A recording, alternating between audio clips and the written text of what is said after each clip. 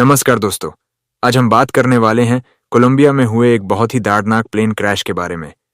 ये कोई आम प्लेन नहीं था, बल्कि एक मिलिट्री ट्रांसपोर्ट एयरक्राफ्ट था जिसे लॉकहीड C-130 हरक्यूलिस कहा जाता है।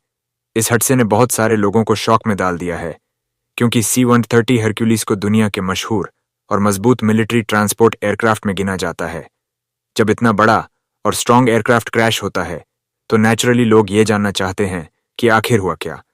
जो खबरें सामने आई हैं, उनके मुताबिक कोलंबिया में एक मिलिट्री ट्रांसपोर्ट प्लेन क्रैश हुआ। प्लेन में मिलिट्री से जुड़े लोग और क्रू मेंबर्स सवार थे। हादसा इतना सीरियस था कि रेस्क्यू टीम्स को तुरंत भेजना पड़ा। इस न्यूज़ ने सिर्फ कोलंबिया ही नहीं, बल्कि दुनिया भर में एविएशन और डिफेंस से जुड़े लोगों का ध्यान खींच लिया। अब सबसे पहले समझते हैं कि C-130 हरक्यूलिस होता क्या है। C-130 हरक्यूलिस एक मिलिट्री ट्रांसपोर्ट एयरक्राफ्ट है जो कई देशों की एयरफोर्स इस्तेमाल करती है। इस प्लेन का काम होता है सोल्जर्स को ले जाना, मिलिट्री समन पहुंचना, इमरजेंसी रिलीफ मिशंस करना और कभी-कभी मेडिकल इवैक्यूएशन में भी मदद करना। इस एयरक्राफ्ट को टफ कंडीशंस में भी काम करने के लिए डिजाइन किया गया था, इसीलिए इसकी इमेज एक रिलायबल और पावरफुल एयरक्राफ्ट की है। लेकिन इस बार जो हुआ, उसने सबको हैरान कर दिया। रिपोर्ट्स के हिसाब से प्लान ने उड़ान भरी, लेकिन कुछ ही देर बाद उसके साथ कोई बड़ी प्रॉब्लम हो गई। अभी तक जो इन्फॉर्मेशन पब्लिक डोमेन में सामने आई, उससे इतना समझ आता है कि क्रैश बहुत जल्दी हुआ, यानी फ्लाइट के शुरुआती फेज में ही दिक्कत आ गई थी। एविएशन एक्सपर्ट्स कहते हैं कि टेक ऑफ के बाद के कुछ मिनट सबसे सेंसिटिव होते हैं। अगर उस वक्त इंजन, सिस्टम या कंट्रोल में प्रॉब्लम आ जाए, तो पायलट के पास रिएक्ट करने के लिए बहुत कम वक्त होता है।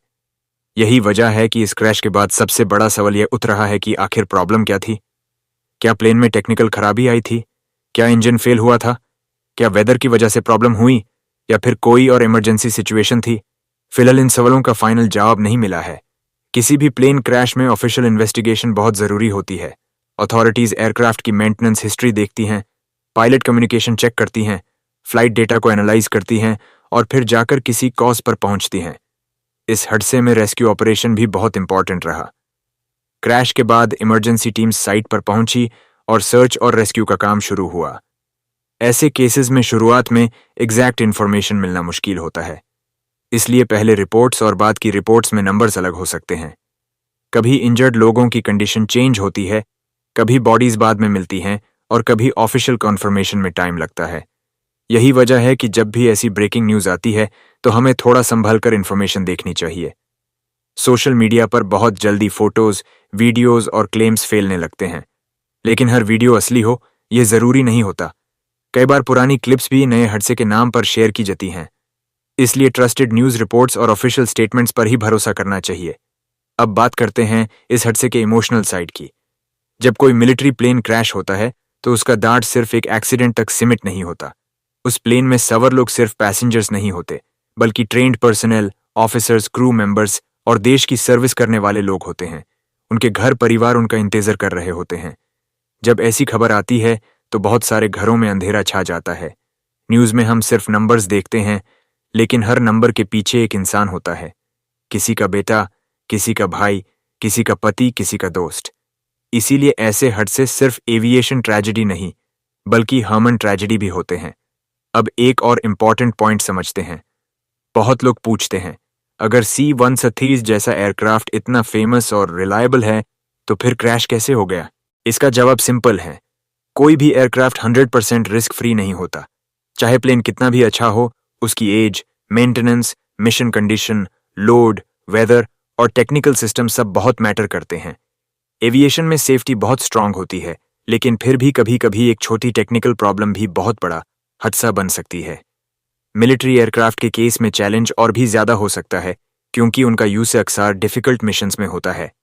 उन्हें कभी रफ कंडीशंस में चलाया जाता है, कभी हेवी लोड के साथ और कभी इमरजेंसी सिचुएशंस में। इसलिए इन्वेस्टिगेशन टीम के लिए हर एंगल देखना जरूरी होता है। एक्सपर्ट्स अब यह जानने की कोशिश करेंगे, प्लेन किस रूट पर था, कितने लोग सवार थे, टेक ऑफ के बाद क्या हुआ, क्या कॉकपिट से कोई इमरजेंसी मैसेज आया था और क्या प्लेन में पहले से कोई टेक्निकल इशू था। ऐसे हडसन के बाद अक्सर अथॉरिटीज सेम टाइप के एयरक्राफ्ट की चेकिंग भी करती हैं। इससे पता लगाया जाता है कि कहीं फ्लीट लेवल पर कोई कॉमन प्रॉब्लम तो नहीं है। अगर ज़रूरत पड़ती है तो इंस्पेक्शंस को और सख्त कर दिया जाता है।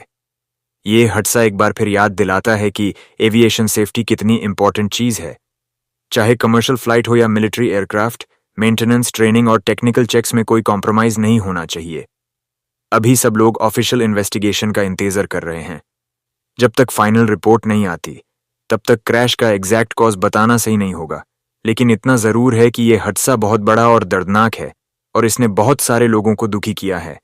हम उम्मीद करते हैं कि जो लोग इस हादसे से अफेक्टेड हैं, उन्हें हिम्मत मिले।